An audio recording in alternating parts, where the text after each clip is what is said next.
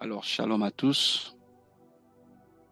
Que la paix et la grâce de notre Seigneur Jésus-Christ soient notre partage. Nous rendons grâce à notre Père pour l'opportunité qu'il nous donne encore en ce jour, non seulement de vivre, mais encore d'être en lui et de partager sa parole. En effet, sa parole est la vie et c'est par elle qu'il soutient toutes choses. Nous continuons donc notre enseignement sur la prière comme prévu.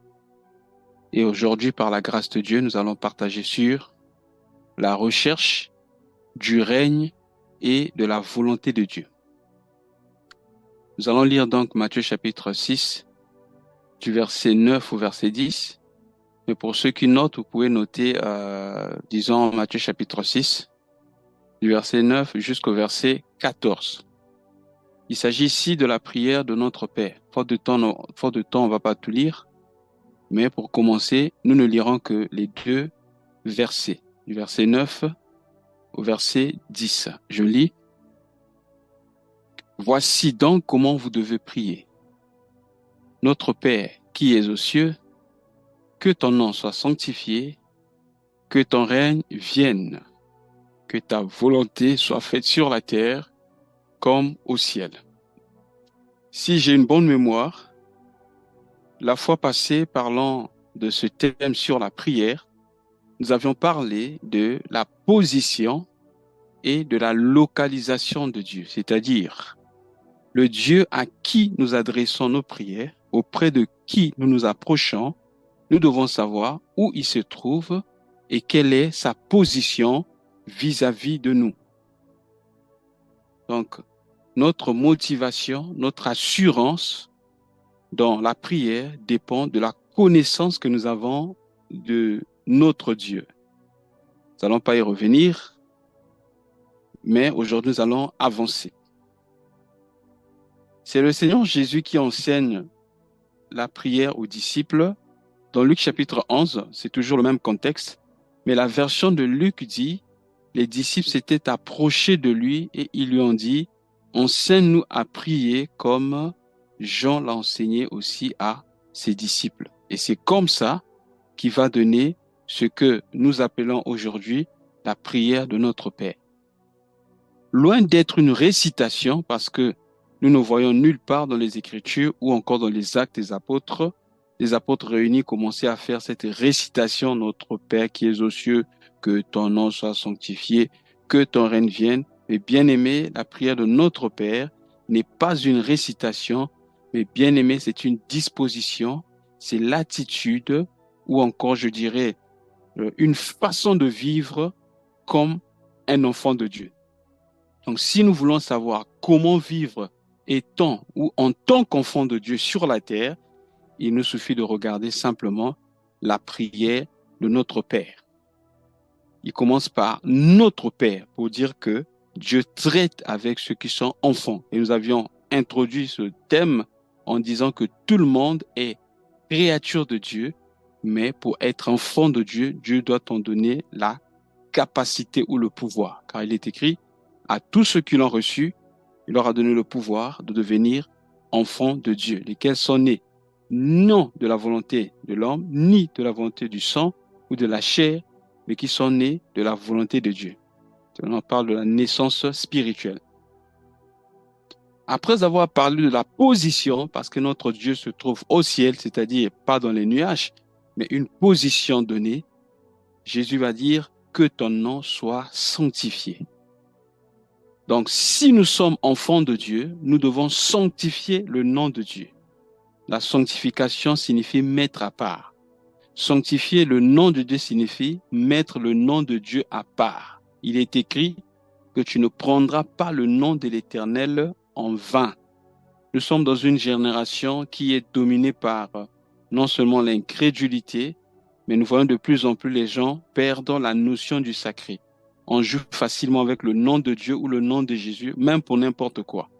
Tu vas au marché, tu constates que le prix a augmenté. Oh my God, which God are you speaking about?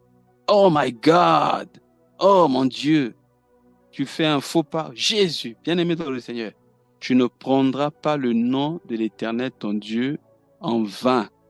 Tu ne dois pas prononcer le nom de Dieu pour n'importe quoi. Nous devons révérer, vénérer et honorer notre Dieu et même dans notre langage. Il est écrit que celui qui prononce le nom du Seigneur s'éloigne de l'impureté. Donc, sanctifier le nom de Dieu signifie que nous devons nous sanctifier nous-mêmes. On sanctifie le nom de Dieu en se sanctifiant. C'est-à-dire, lorsque nous nous sanctifions, les gens vont sanctifier le nom de Dieu au travers de nos vies lorsqu'ils nous verront. C'est très important. Alors, il est écrit que ton règne vienne. Bien-aimé, lorsqu'on voit ce mot, le règne, régner signifie exercer le pouvoir souverain. Et lorsqu'on parle du règne, on voit automatiquement qu'il y a un roi, c'est-à-dire une personne qui exerce un pouvoir absolu, qui a une influence prédominante, bien aimée, sur une personne ou sur un peuple. Donc, lorsque nous prions en disant à Dieu, que ton règne vienne, ça veut dire que nous voulons que Dieu soit le roi de notre vie. Et si nous voulons que Dieu soit le roi de notre vie, nous devons cesser de régner. Nous ne pouvons pas régner au même moment que le Seigneur. Si nous voulons que le Seigneur règne dans notre vie, nous devons cesser de régner. C'est ce qu'a dit l'apôtre Paul quand il dit « Ce n'est plus moi qui vis, mais c'est Christ qui vit en moi ». Autrement dit, ce n'est plus moi qui règne, ce n'est plus moi qui prends les décisions. Je ne fais plus ce que je veux, mais je fais maintenant la volonté de Dieu.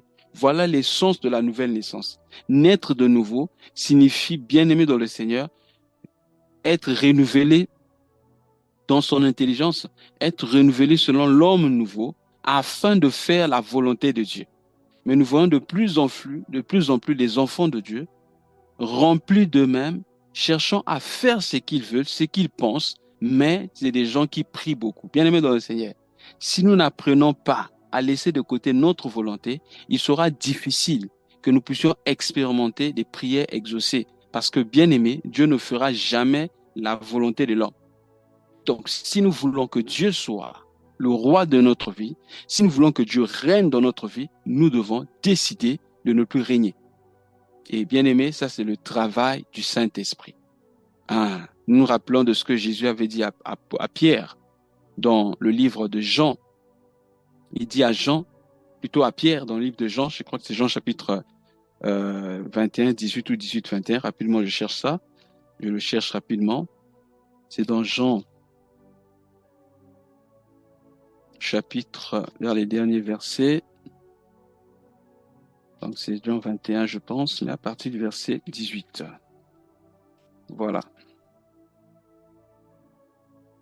Voilà. Donc nous sommes dans Jean chapitre 21, à partir du verset 18.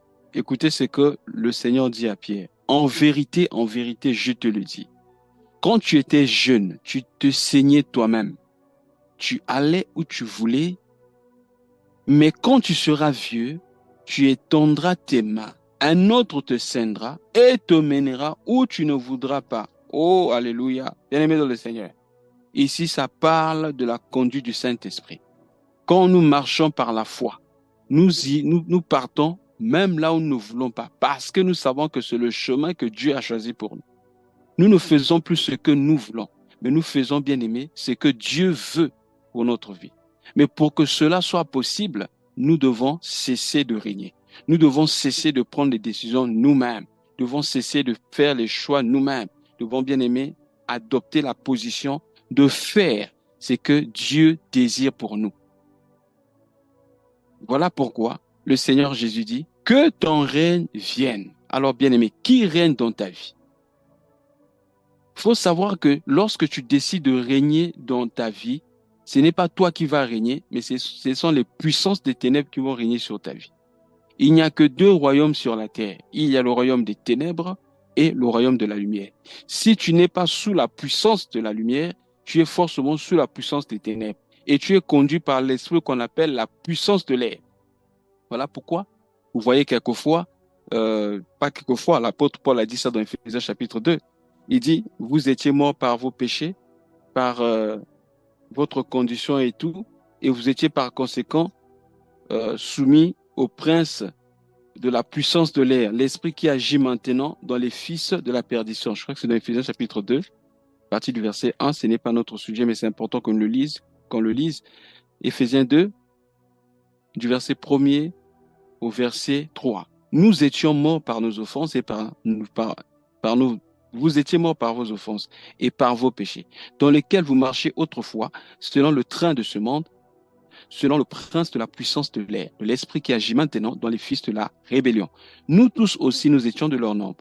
Nous vivions autrefois selon les convoitises de la chair, accomplissant les volontés de la chair et de nos pensées. Et nous étions par nature des enfants de colère comme les autres. Vous voyez, lorsqu'on n'a pas Dieu, lorsqu'on n'a pas le Saint-Esprit, il ne faut pas te dire qu'on est neutre, on fait ce qu'on veut. Non, tu peux te déclarer être athée ou simple croyant.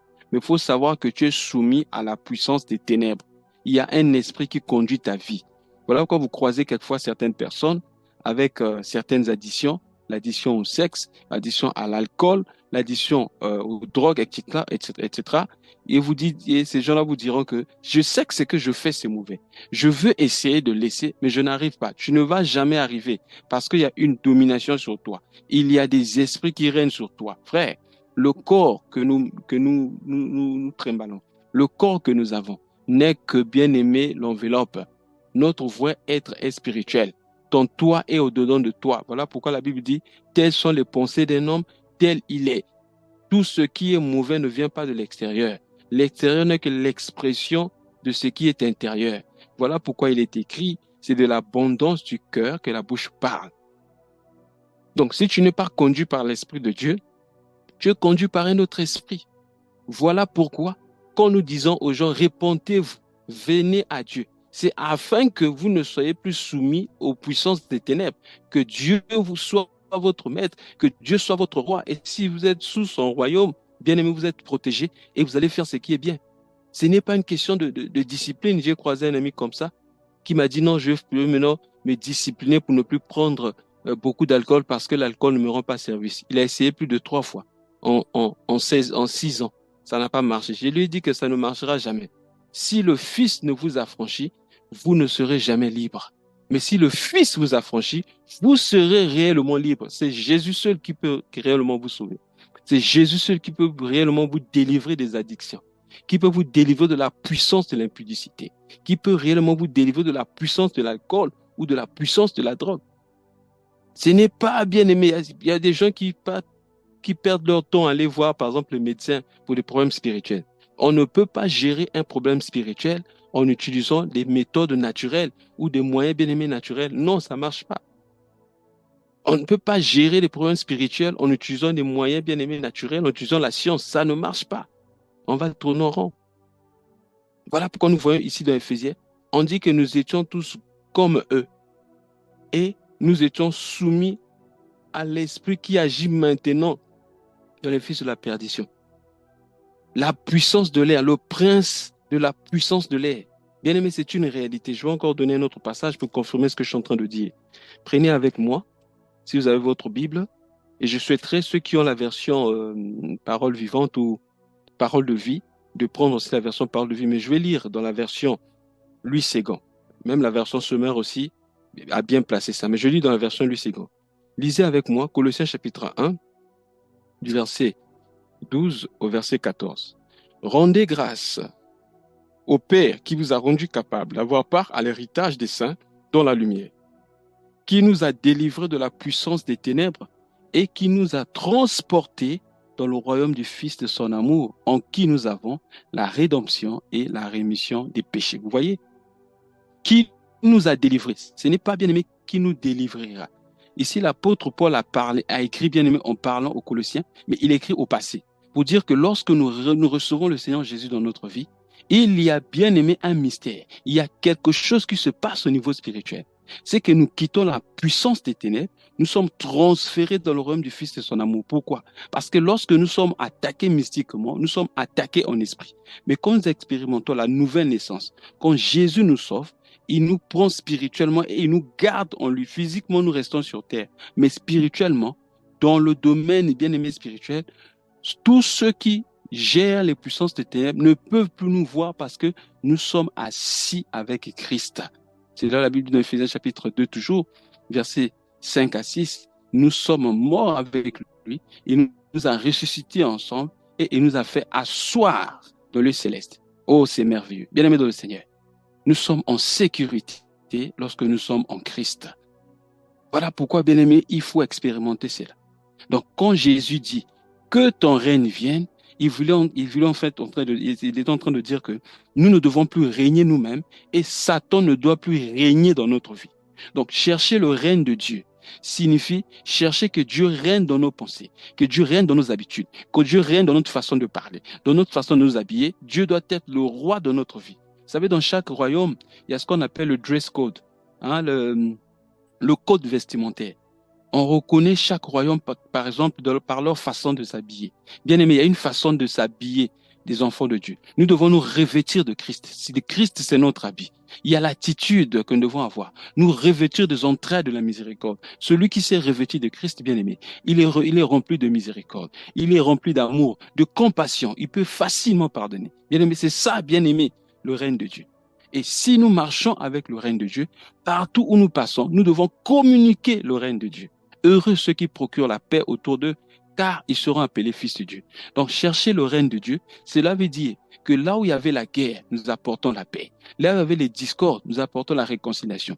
Pas comme ces enfants de Dieu qui sont colporteurs, des enfants de Dieu qui emmènent encore, comme on dit en Côte d'Ivoire, le kwakwato. C'est-à-dire que c'est ceux-là qui jettent encore l'essence sur le feu pour attiser la colère, pour diviser les gens. Non, bien-aimés dans le Seigneur, nous ne devons pas être des murs pour diviser les gens, mais des ponts pour relier les gens. Je répète cela pour que ça rentre bien.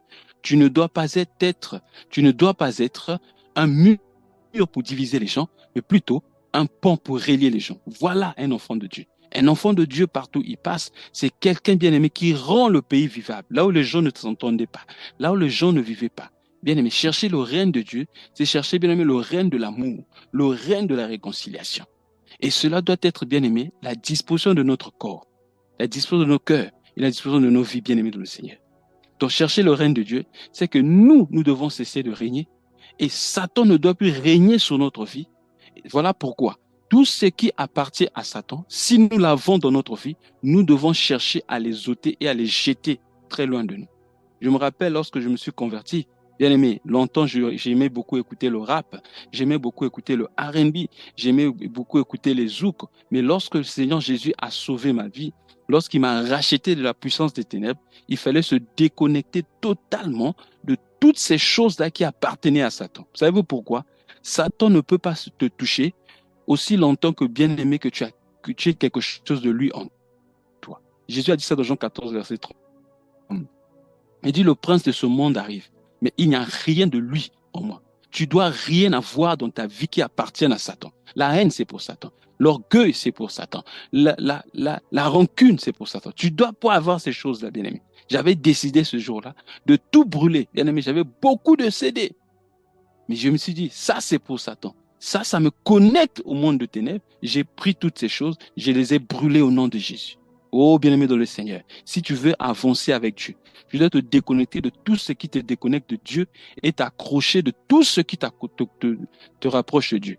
Te déconnecter de tous les amis qui peuvent t'éloigner de Dieu et te connecter aux amis qui peuvent t'aider à te rapprocher de Dieu et à grandir dans la foi. C'est comme ça que, bien-aimé, nous grandissons dans la foi.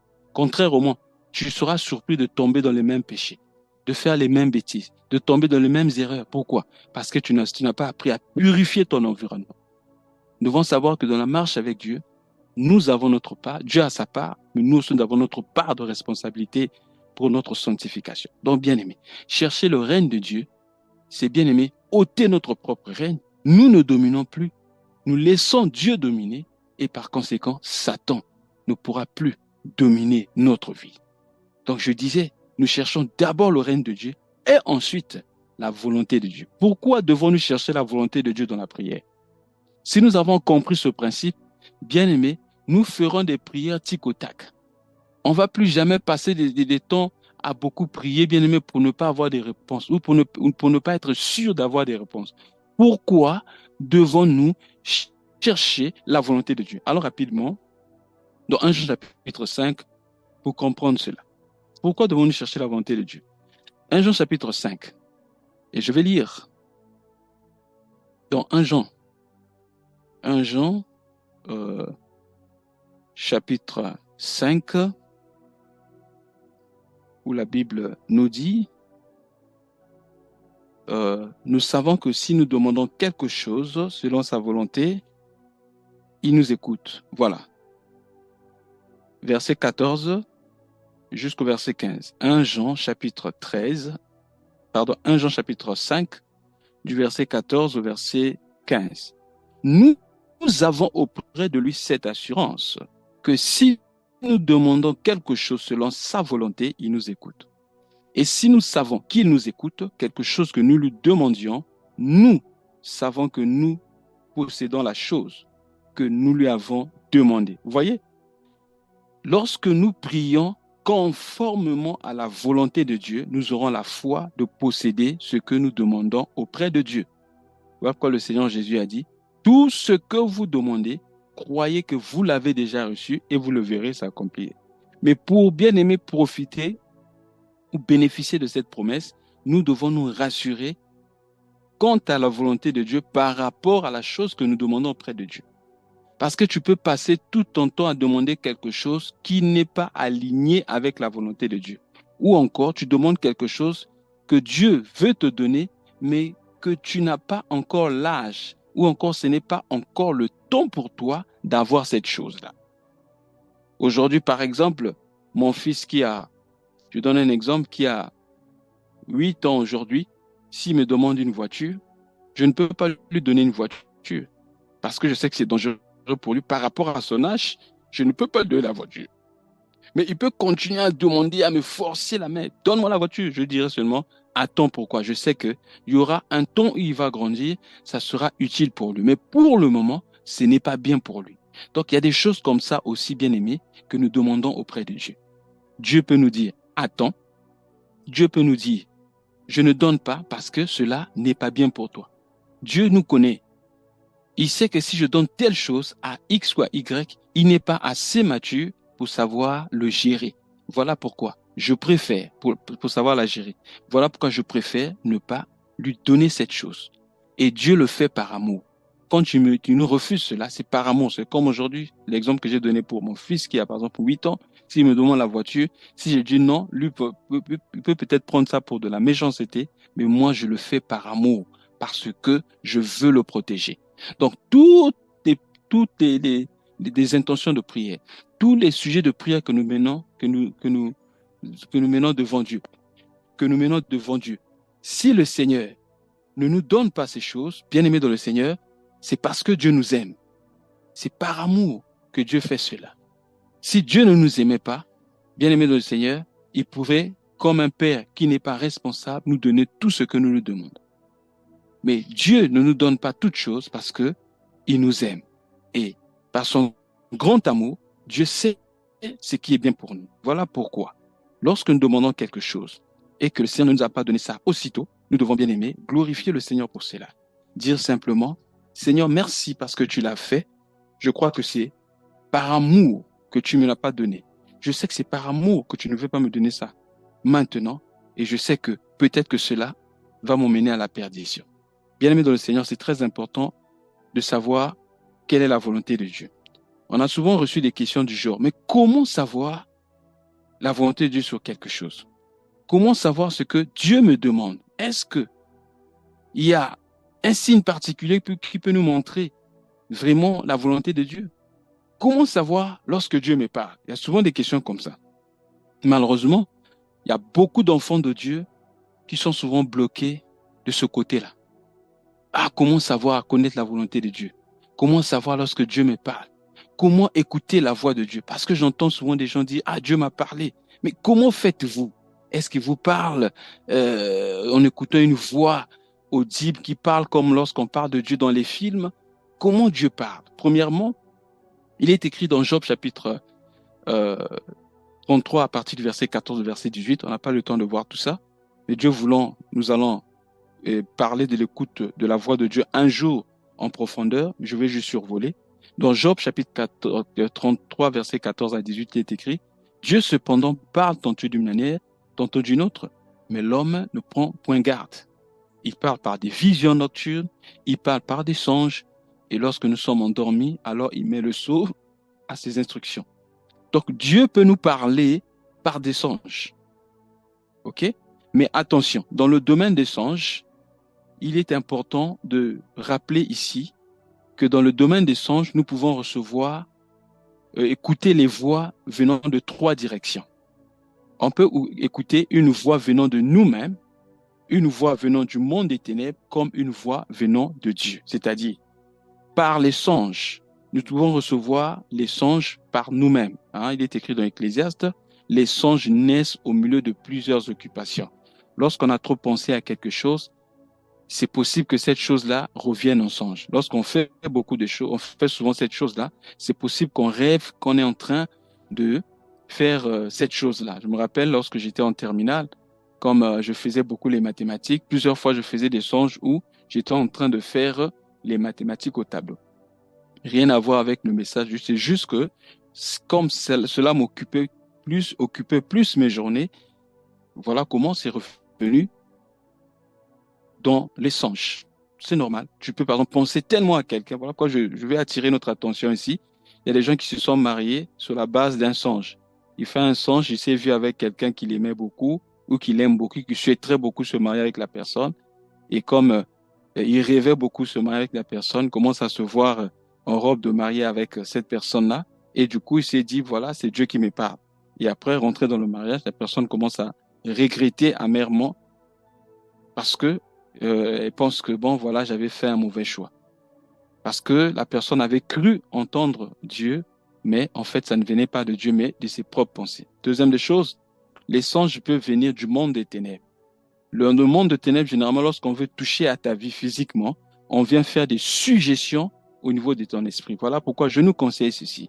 Si tu fais un songe vient à l'encontre de ce qui est normal, qui vient à l'encontre de ce qui est naturel, bien-aimé, réveille-toi, refuse ça au nom de Jésus. Il vient te suggérer ton esprit afin que cela s'accomplisse dans le corps. Tu fais un songe, par exemple, tu as perdu le téléphone. Le téléphone, c'est la communication. C'est peut-être la vie de prière que le malin veut tuer, veut gâter. Tu fais un songe dans lequel tu as perdu, par exemple, l'argent. Tu as fait tomber, par exemple, un sac. Tu as fait un songe dans lequel tu vois quelqu'un de ta famille, par exemple, mourir. Quelquefois, c'est une suggestion. Tellement que tu es une sentinelle dans la famille, tu pries pour les gens, ils ne peuvent pas les toucher, les sorciers ne peuvent pas les toucher, parce que, bien aimé, toi, tu pries pour ces gens. Donc, on vient faire une suggestion pour te dire, non, laisse-nous les tuer. Et comme on dit en français, celui qui ne dit mot consent, et tu vas voir que cette personne, quelquefois, va tomber et mourir. Et tu vas dire, ah, j'avais fait le songe. Non, c'était une suggestion, tu n'as pas pris position. Troisième des choses, comme je disais, les songes peuvent venir de Dieu. Dieu peut nous parler en songe. Pourquoi Dieu nous parle en songe? Un, pour nous délivrer de l'orgueil. Trois, deux, pour nous délivrer des coups du glaive. Dieu peut t'épargner d'un danger en te parlant, par exemple, dans un songe. Et Dieu peut te parler du futur parce qu'il sait que sur le chemin, tu vas croiser des zones de turbulence afin de te fortifier. Lorsque tu vas passer par des épreuves, il te montre déjà la finalité pour que ta foi ne défaille point. Pour que pendant que tu passeras par les moments difficiles, par une zone de turbulence, tu puisses conserver la foi parce que tu sais comment cette histoire-là va se terminer. Alors, je veux juste introduire, si Dieu le veut, prochainement, nous allons parler de ça. Je vais ici parler des trois fondements de base du royaume des cieux, parce que la volonté de Dieu n'est pas révélée totalement dans les Écritures. Mais comment savoir lorsqu'on n'a pas écouté directement la voix de Dieu? À peu près, par rapport aux Écritures, nous allons voir ici les trois fondements de base du royaume des cieux qui peuvent nous aider à connaître la volonté de Dieu lorsqu'on n'a pas une orientation précise dans les Écritures quant à la volonté de Dieu. Prenons rapidement Romains chapitre 14, le verset 17 à 18. Je parle ici des trois fondements du royaume des cieux pour connaître la volonté de Dieu. Je lis Romains 14, du verset 17 à 18. Il est écrit, « Car le royaume de Dieu n'est pas le manger et le boire, mais la justice, la paix et la joie par le Saint-Esprit. Celui qui sert Christ de cette manière est agréable à Dieu et approuvé des hommes. quels sont les trois fondements du royaume des cieux? Premièrement, la justice. Deuxièmement, la paix. Ensuite, la joie par le Saint-Esprit. Lorsque nous sommes devant une situation, on ne sait pas si c'est la volonté de Dieu ou pas. On doit se poser premièrement la question, est-ce que ce que je veux faire est juste? Est-ce que cela s'aligne avec la justice de Dieu? Si c'est bon, ok, je peux rentrer pour faire cela. Mais attention, vérifie la deuxième des choses. La deuxième des choses, c'est quoi? La paix. Est-ce que je peux le faire en ayant un cœur libre, un cœur en paix? Si tu peux le faire avec un cœur en paix, tu peux avancer. Mais attends, avant d'avancer, vérifie une troisième chose. Une troisième chose. La troisième des choses, c'est quoi? La joie. Est-ce que tu as la joie dans le cœur?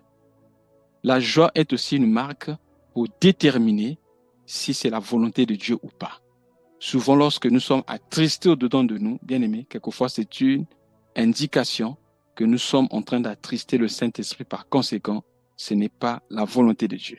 Donc, bien aimés dans le Seigneur, le message de ce soir, par rapport à notre thème sur la prière, c'était la recherche du règne et de la volonté de Dieu. Donc, bien aimés dans le Seigneur, tous les jours cherchons que Dieu règne dans notre vie et cherchons la volonté de Dieu. Alors, nous réussirons toujours et nous serons inébranlables. Que Dieu vous bénisse. On continuera prochainement si le Seigneur nous garde en vie et le permet. Amen.